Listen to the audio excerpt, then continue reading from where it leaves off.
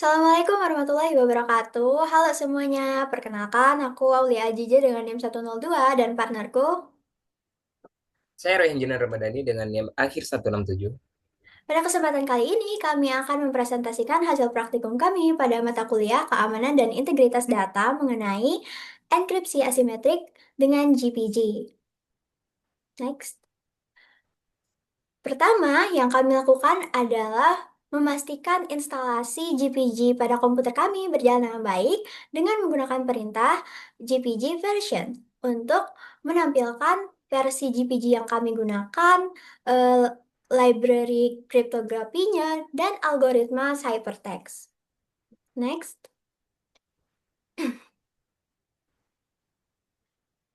Selanjutnya, kami akan memverifikasi key pair dengan dua perintah, yaitu GPG list case dan GPG list secret case. Perbedaan dari kedua perintah ini adalah list case hanya akan menampilkan kunci yang dapat dibagikan ke orang lain atau disebut dengan public key. Sedangkan list secret case akan menampilkan kunci rahasia milik kita yang harus dijaga dan tidak boleh dibagikan kepada orang lain, yaitu private case. Nah, pada layar kita bisa melihat deretan karakter heksadesimal kurang lebih 40 karakter, itu disebut dengan fingerprint. Eh, karena fingerprint ini terlalu panjang, maka GPG hanya akan mengambil 8 sampai 16 baris terakhir karakter untuk menjadi identitas unik key mereka. Di layar kita bisa melihat kalau ID key milik saya adalah A7E5D7BB, sedangkan milik Jinan adalah 90D160DA. Next.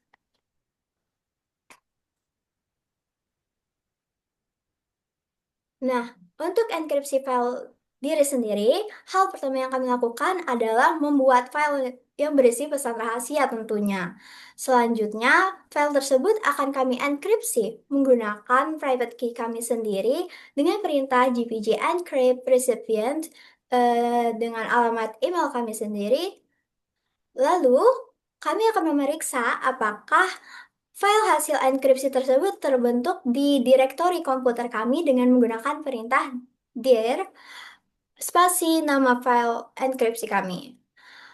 Apabila file enkripsi tersebut dibuka dengan teks editor, maka yang akan terlihat di layar adalah kode dan karakter acak. Next.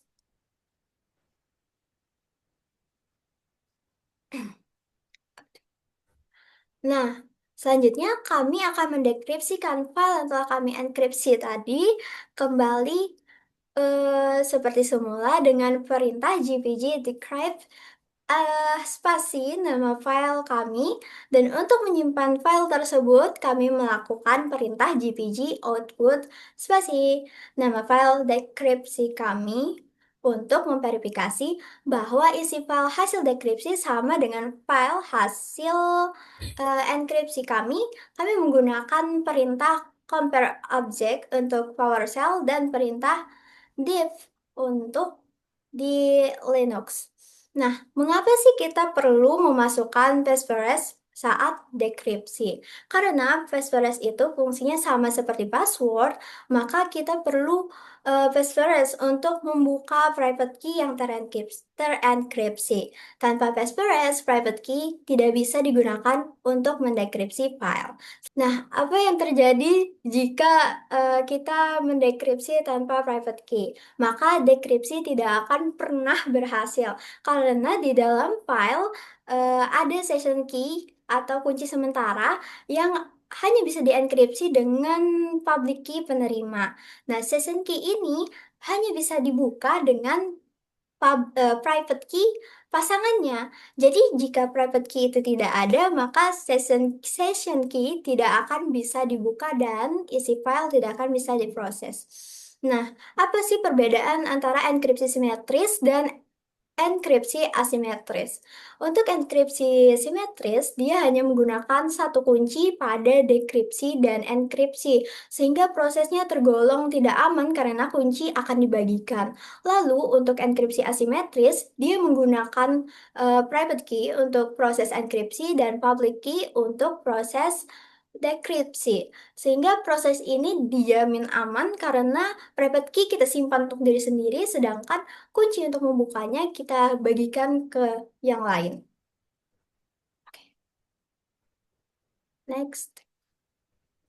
Oke, untuk selanjutnya kita masuk kepada pembahasan enkripsi untuk orang lain. Nah, pada langkah pertama kita akan mengekspor public key milik kita sendiri untuk dibagikan kepada partner dengan menggunakan perintah GPG output nama file GPG, terus ekspor eh, nama file nama akun Google yang kita kaitkan sebelumnya. Nah, jadi outputnya itu ak- berupa file yang tersimpan ke file manager kita sendiri dengan nama filenya itu sesuai apa yang kita cantumin di PowerShell di atas sebelumnya. Oke.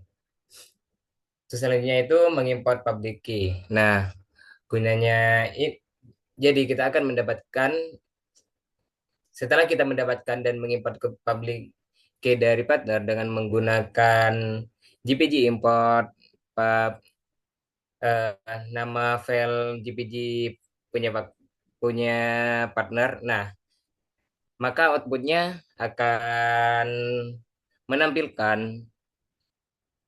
public key milik partner, terus nama partner, terus habis itu email email partner. Nah, untuk percobaan pertama, kenapa total number proses itu nol? Karena eh, file tersebut belum kita simpan ke file manager milik kita.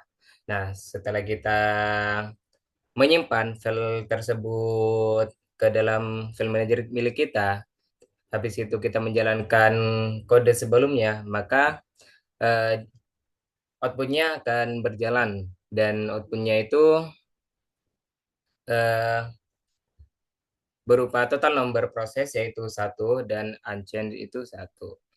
Oke. Selanjutnya itu memastikan public key partner muncul dengan perintah GPG list case. Nah, ini akan menampilkan public key milik kita sendiri dan public key milik partner kita. Untuk selanjutnya itu membuat file untuk partner. Nah, di sini kita akan membuat sebuah file atau pesan yang akan dikirimkan pada partner kita.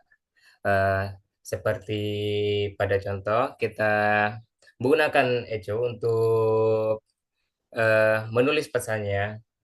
Setelah itu, eh, message untuk nama filenya ini berupa message for partner.txt. Jadi filenya itu nantinya berupa file yang berbentuk txt.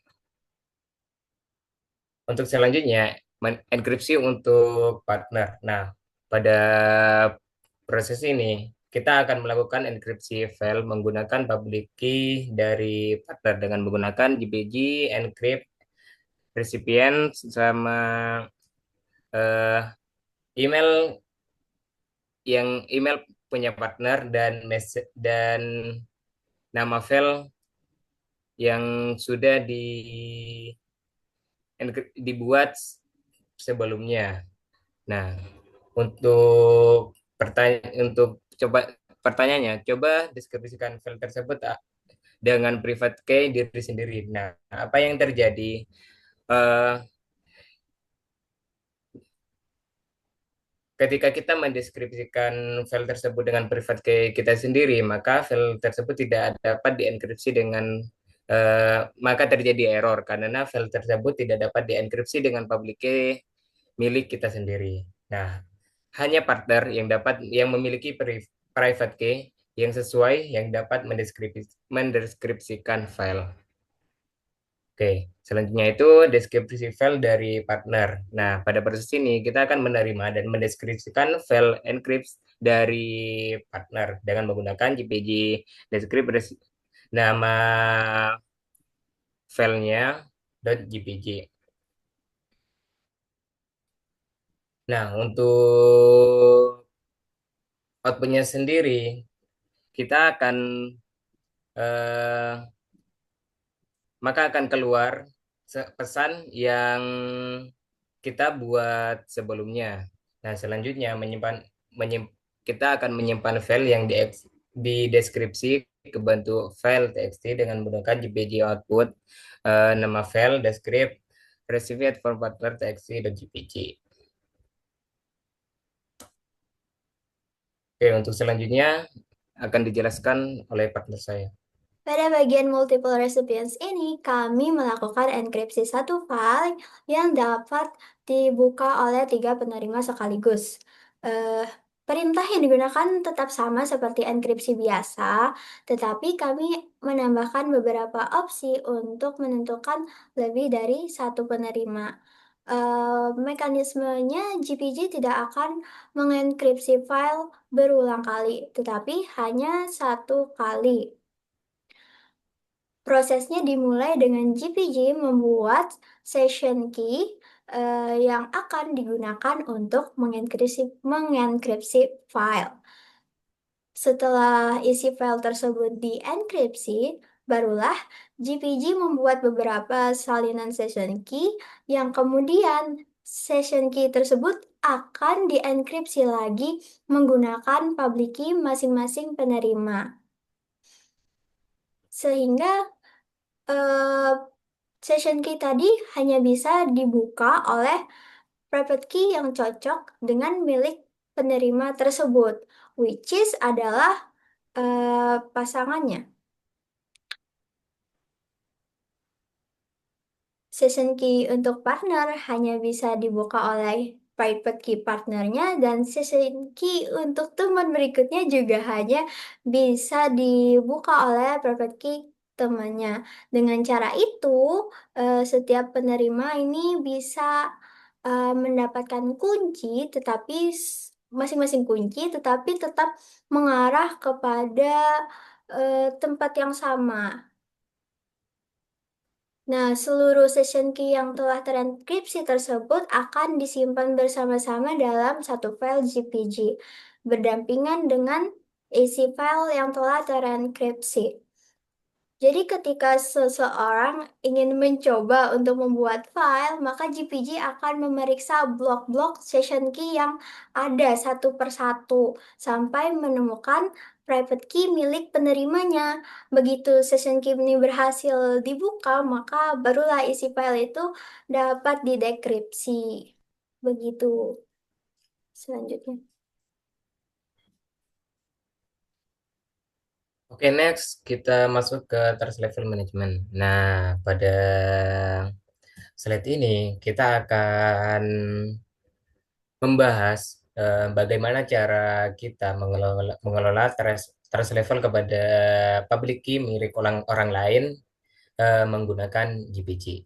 Nah, jadi trust level ini sangat penting karena menentukan seberapa besar kita mempercayai identitas dari pemilik key sebelum menggunakan key tersebut untuk proses enkripsi atau verifikasi tanda tangan digital.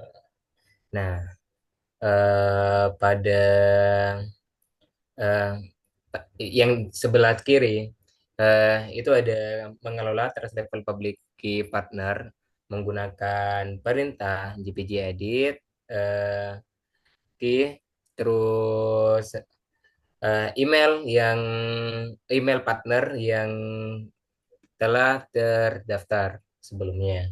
Nah, jadi perintah ini digunakan untuk membuka menu pengeditan key milik orang lain.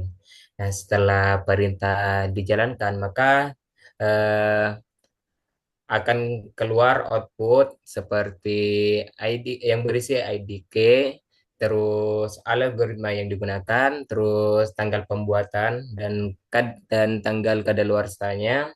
Habis setelah itu status trust saat ini.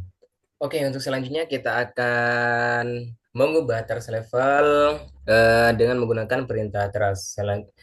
Setelah kita menjalankan di PowerShell, maka akan keluar eh, output berupa 5 pilihan trust level. Nah, jadi kita di sini akan memilih trust level nomor 4 yang berarti I trust fully. Nah, setelah itu eh, kita menggunakan perintah save untuk menyimpan trust level yang telah kita masukkan tadi. Nah, untuk arti dari trust level eh, itu yang nomor satu yaitu ano berarti identitas pemilik key belum terverifikasi, yang artinya JPG belum bisa memutuskan apakah pemilik key dapat dipercaya. Biasanya karena kita belum memverifikasi identitasnya. Nah, yang kedua itu never atau tidak percaya. Jadi JPG bahkan akan menampilkan peringatan saat kita mencoba menggunakan key tersebut. Nah, trust level yang ketiga itu marginal atau sedikit dipercaya. Jadi di sini kita percaya, namun belum sepenuhnya. Biasanya butuh verifikasi tambahan. Dan yang nomor 4 itu full atau dipercaya penuh. Nah, pada level ini kita sudah memverifikasi identitas pemilik key, misalnya melalui pengecekan fingerprint atau validasi langsung. Nah, yang terakhir itu ultimate atau kepercayaan tertingginya. Biasanya eh, trust level ini hanya diberikan untuk key milik kita sendiri karena kita benar-benar mengetahui identitas dan pengendalian penuh atas key tersebut. Jadi dapat disimpulkan pada proses ini eh, menjelaskan bagaimana kita menetapkan tingkat kepercayaan pada public key seseorang dalam GPG. Eh, Penentuan trust level sangat penting untuk menjaga keamanan komunikasi karena akan membantu memastikan bahwa kunci yang kita gunakan benar-benar milik orang yang tepat. Oke, terima kasih. Sekian penjelasan pemaparan materi dari kelompok kami. Kurang lebihnya mohon maaf. Assalamualaikum warahmatullahi wabarakatuh.